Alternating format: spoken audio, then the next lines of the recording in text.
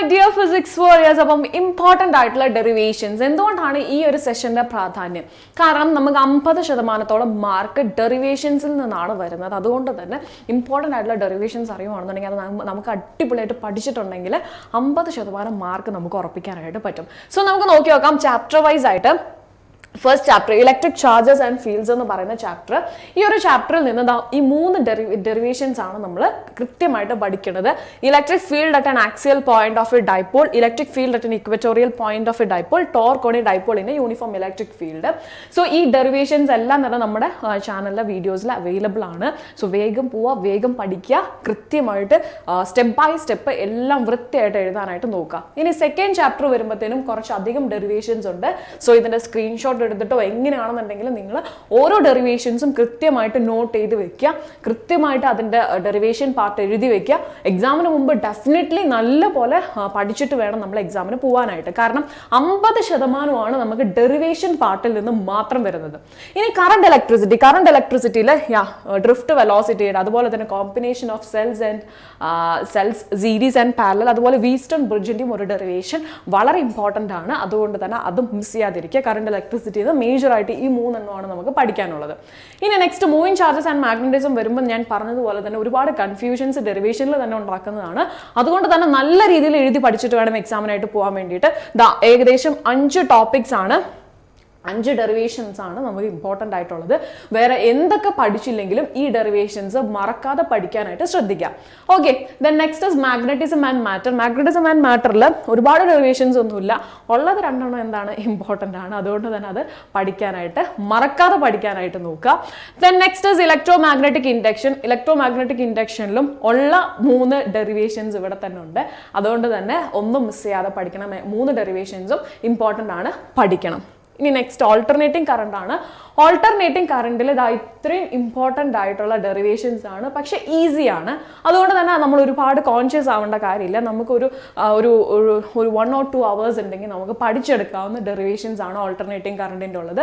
വളരെ ഈസിയാണ്. ആൻഡ് നമുക്കറിയാം, നമ്മൾ ഓൾറെഡി നമുക്ക് ഈ ഒരു വീക്ക് തന്നെ നമ്മൾ ഓൾട്ടർനേറ്റിംഗ് കറണ്ടിൻ്റെ വീഡിയോ നമ്മുടെ ചാനലിൽ അപ്ലോഡ് ചെയ്യുന്നതായിരിക്കും. സോ ഡെഫിനറ്റ്ലി ഇമ്പോർട്ടൻറ്റ് ഡെറിവേഷൻസും അതുപോലെ തന്നെ പ്രീവിയസ് ഇയർ ക്വസ്റ്റ്യൻസും തിയറി പാർട്ടും നമ്മൾ വളരെ അടിപൊളിയായിട്ട് ഒരു 1 or 2 hours നമ്മൾ എടുക്കുന്നതായിരിക്കും. സോ ഡെഫിനറ്റ്ലി നിങ്ങൾ ഇതുവരെ ഓൾട്ടർനേറ്റിംഗ് കറണ്ട് പഠിക്കാത്തവരാണെന്നുണ്ടെങ്കിൽ നമ്മുടെ വീഡിയോ വരുന്നതിൻ്റെ ഒപ്പം തന്നെ പഠിക്കാം. ഈസി ആയിട്ട് നമുക്ക് ഓൾട്ടർനേറ്റിംഗ് കറണ്ട് പഠിച്ചങ്ങ് തീർക്കാം. Okay, yes. Next again electro magnetic waves.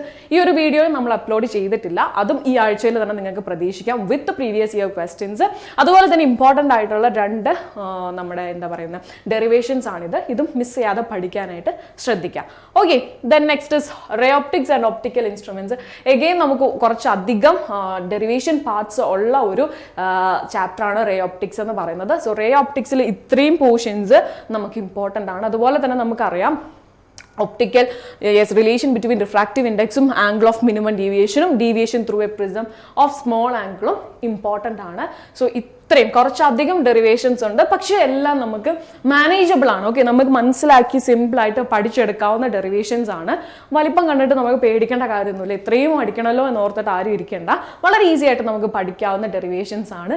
So ഇതൊക്കെ പഠിച്ചാൽ നമുക്കുള്ള അഡ്വാൻറ്റേജ് എന്താണ്? 50% മാർക്ക് നമ്മുടെ കയ്യിൽ സുരക്ഷിതമാണ്.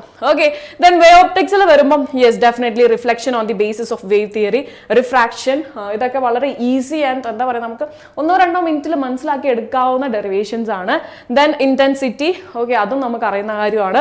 കൺസ്ട്രക്റ്റീവ് ഇന്റർഫറൻസും ഡിസ്ട്രക്റ്റീവ് ഇന്റർഫറൻസും മാക്സിമം ആൻഡ് മിനിമ കാര്യങ്ങളൊക്കെ നമുക്ക് വളരെ വൃത്തിക്ക് അറിയാം. അതുകൊണ്ട് തന്നെ ആരും ഈ ഒരു ചാപ്റ്ററിലെ ഡെറിവേഷൻസ് ഒഴിവാക്കരുത്. ഓക്കെ, അതുപോലെ തന്നെ റേ ഓപ്റ്റിക്സിലാണെന്നുണ്ടെങ്കിലും എന്ത് തന്നെ വന്നാലും റേ ഓപ്റ്റിക്സ് നിങ്ങൾ ആരും ഒഴിവാക്കരുത്. 17 മാർക്കിൻ്റെ ക്വസ്റ്റ്യൻ നമുക്ക് റേ ഓപ്റ്റിക്സിൽ നിന്ന് പ്രതീക്ഷിക്കാവുന്നതാണ്. അതുകൊണ്ടാണ് പറയുന്നത്, റിപ്പീറ്റഡ് ആയിട്ട് പറയുന്നത്, റേ ഓപ്റ്റിക്സ് ആരും ഒഴിവാക്കരുത്. Okay, then next is dual nature. Dual നേച്ചറിൽ Einstein's theory of photoelectric എഫക്റ്റും അതുപോലെ dual nature of matter, de Broglie വേവ്സും de Broglie wavelength of ഇലക്ട്രോണും, ഇത്രയുമാണ് ഈ 3 എണ്ണമാണ് ഇമ്പോർട്ടൻ്റ് ആയിട്ടുള്ളത്. ഈ 3 എണ്ണം തന്നെ നമ്മൾ പഠിച്ചാൽ മതിയായിരിക്കും എക്സാമിന്. Then next is atoms, Bohr theory of hydrogen atom, radii of permitted orbits, then Bohr's quantization condition. ഇത്രയും കാര്യങ്ങളാണ് നമ്മൾ എക്സാമിന് പോകുമ്പോൾ ഇമ്പോർട്ടൻ്റ് ആയിട്ട് പഠിച്ചിരിക്കേണ്ട ഡെറിവേഷൻസ്.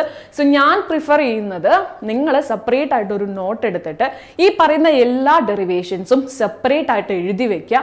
ഓരോന്നും നിങ്ങൾക്ക് ഒരു പോയിന്റിന് പോലും സ്റ്റക്ക് ആവുന്നില്ല എന്ന് ഉറപ്പ് വരുന്നത് വരെയും റിപ്പീറ്റഡ് ആയിട്ട് എഴുതി പഠിച്ചുകൊണ്ടിരിക്കുക. ഓക്കെ, സോ ഇത്രയും കാര്യങ്ങൾ ചെയ്തിട്ടുണ്ടെങ്കിൽ 50% മാർക്ക് നമുക്ക്, അതായത് ഈ തവണത്തെ CBSE ബോർഡ് എക്സാമിന് 50% മാർക്ക് നമുക്ക് കയ്യിൽ തന്നെ ഇരിക്കും. അതുപോലെ തന്നെ ഫോർ സ്റ്റേറ്റ് ബോർഡ് ആണെങ്കിലും ഇതൊക്കെ തന്നെയാണ് ഇമ്പോർട്ടൻ്റ് ആയിട്ട് വരുന്ന ഡെറിവേഷൻസ് എന്ന് പറയുന്നത്. മേജറായിട്ട് വേറെ ഡെറിവേഷൻസ് ഒന്നും വരുന്നില്ല. ഇത്രയും തന്നെ നിങ്ങൾ പഠിച്ച സ്റ്റേറ്റ് ബോർഡ് സ്റ്റുഡൻസ് ആണെന്നുണ്ടെങ്കിലും ഇത്രയും ഡെറിവേഷൻസ് തന്നെ പഠിച്ചിട്ടുണ്ടെങ്കിൽ നിങ്ങൾക്ക് ഈസി ആയിട്ട് മാർക്ക് സ്കോർ ചെയ്യാവുന്നതാണ്. സോ യെസ്, നമ്മുടെ എക്സാം അടുത്തടുത്ത് വരുന്നു. സോ കൂടുതൽ സമയം നമുക്ക് സ്പെൻഡ് ചെയ്യാനില്ല. അതുകൊണ്ട് തന്നെ വീഡിയോയും പെട്ടെന്ന് അവസാനിപ്പിക്കുകയാണ്. വേഗം പോയിരുന്ന് പഠിക്കുക. എല്ലാ ഡെറിവേഷൻസും അരച്ച് കലക്കി കുടിച്ച് സെറ്റ് ആക്കിയിട്ട് വേണം എക്സാമിന് പോകാനായിട്ട്. So thank you guys and all the best.